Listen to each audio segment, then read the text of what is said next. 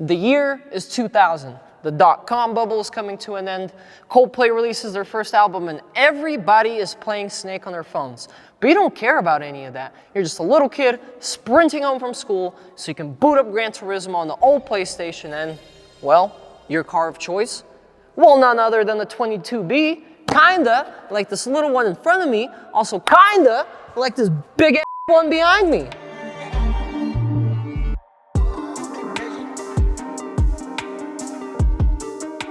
That's right, we borrowed a 22B for today's episode. And before we talk about this car, we're gonna have to see how Subaru got to this point in the first place. So strap in and grab some popcorn because today we're flipping through the history pages on the World Rally Experimental.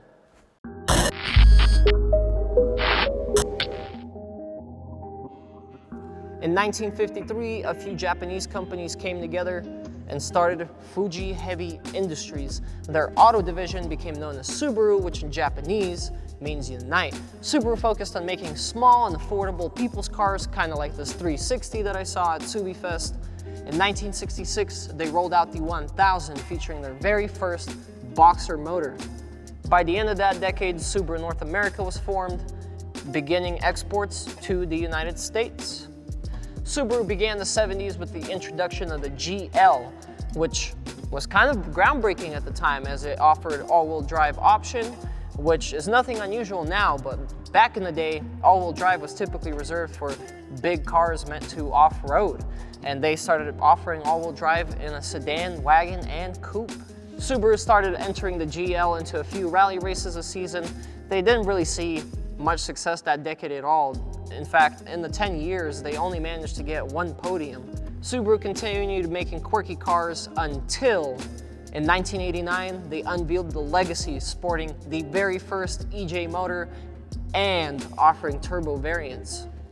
When they entered the Legacy into rally, that's when the gears really started turning for Subaru. Subaru signed a young Colin McRae, who managed to squeeze out a win in 91 and 92 respectively, while the other drivers were able to get some podiums.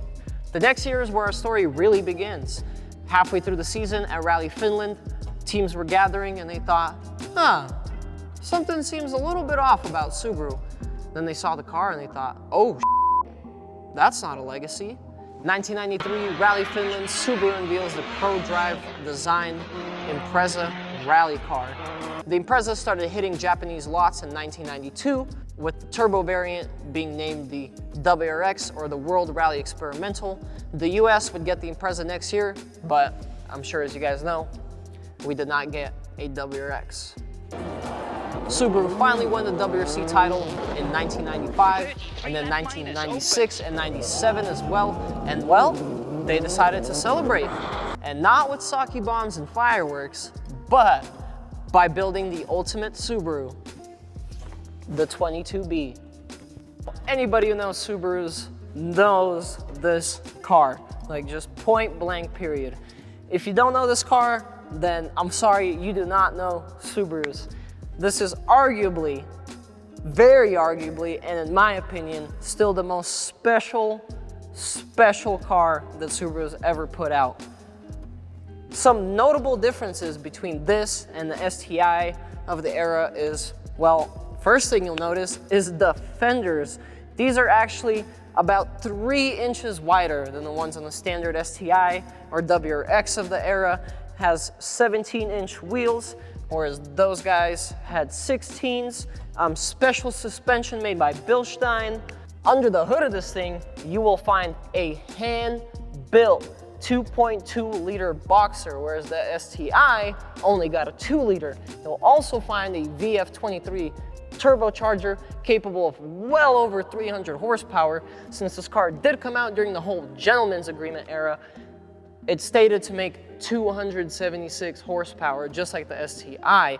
Nobody's dynoed this thing, but also from my research, nobody buys that claim. People say that supposedly this made somewhere between 300 to 320 horse realistically. Another cool thing about this motor is that, well, it spins up to 8,000 RPM. That's right, this boxer will go all the way to 8K. Now, Some other cool things under the hood is the strut tower bar. It is carbon fiber, and since carbon fiber was relatively kind of a new thing in the 90s, they had to call their parent company's aerospace division to build it. That's right, they had to call the space guys to build the strut tower bar.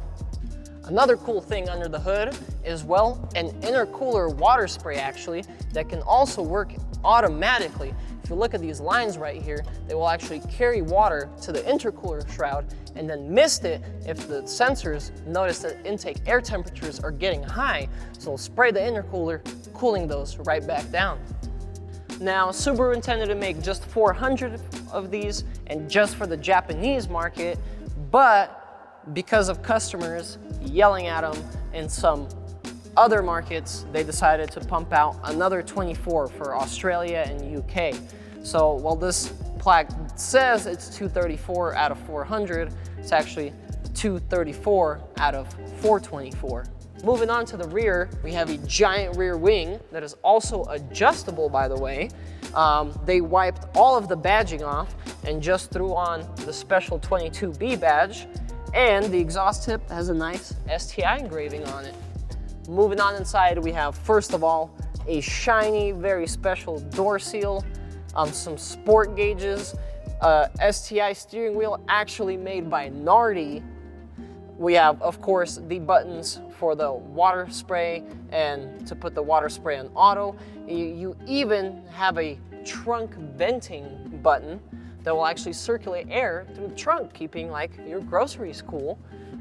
In the middle section, we have a center diff selection, so you can choose what bias does the car have between the front and the rear axle. And of course, we have the special 22B plaque. This one's, like I've said, number 234 out of 400. Obviously, of course, some STI bucket seats. And next, I'll show you guys a little secret. It's really tiny and really hard to see, but the seat belt holder actually says Nissan on it.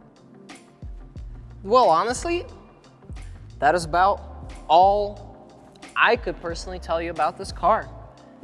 It just, oh man, like just seeing one in person. I always used to think that the GR hatchbacks were my favorite looking WRX, but honestly, after seeing this in person, I think I have a new favorite.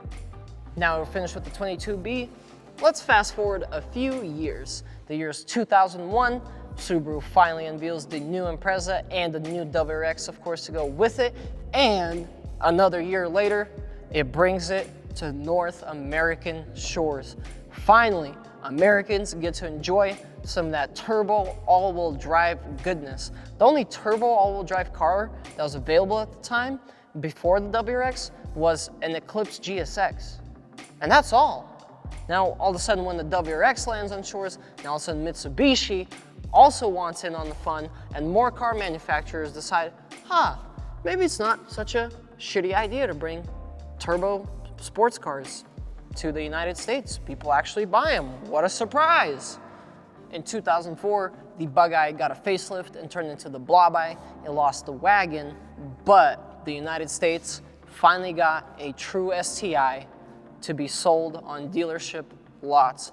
The Blob-Eye was designed by none other than Peter Stevens, the same guy who designed the Lotus Sprint, the McLaren F1, and the Jaguar XJS15. I mean, guy is an actual design legend, and I gotta give him props for the Blob-Eye design. Thing is beautiful.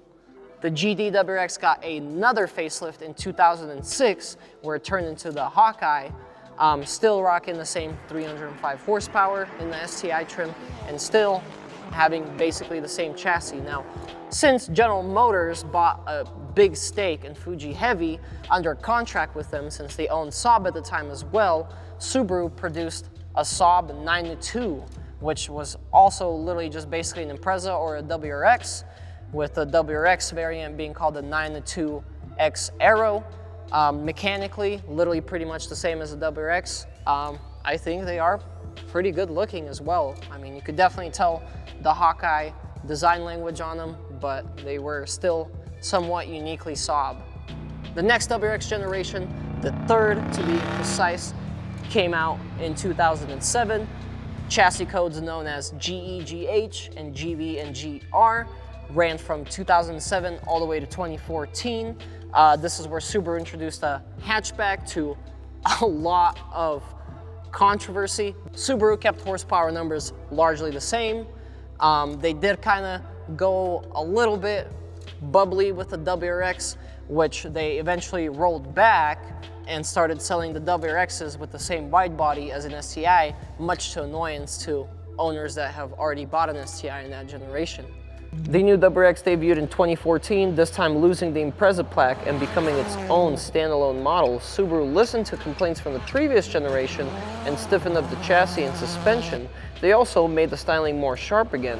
And they started offering the new WRX with a 6-speed transmission.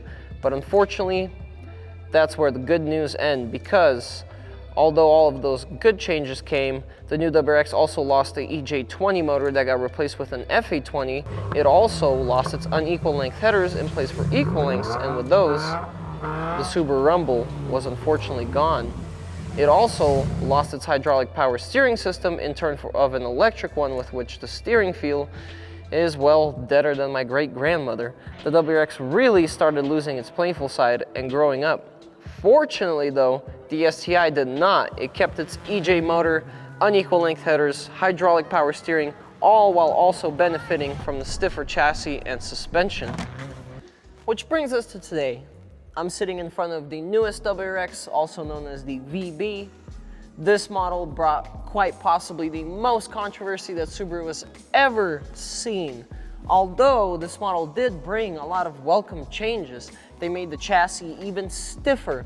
They moved the power steering motor further up the line in an effort to increase steering feel. They made the steering rack even quicker. The most significant changes, however, come in the engine. The FA20 got bored out to an FA24. It got thicker connecting rods, ported heads. The valves got beehive-shaped valve springs for a whopping net gain of 3 horsepower, or so we were told. Because if you've seen our VA versus VB comparison video, you would have seen that this car absolutely whoops the outgoing model in a straight line, despite this particular one weighing 40 pounds more than the car we pitted against. And when we took it to the dyno, we were shocked with what kind of numbers this thing actually put out. If you haven't seen that video already, you should probably go check it out. The WRX is an absolute legend. It's the car that made car companies rethink the way they see the US market and car design in general. It's the car that made it okay to offer big wings and hood scoops from factory. It's the car that turned masses of regular car commuters into car enthusiasts. And so here we are, standing in front of what might be the last one, or at least an internal combustion one at that.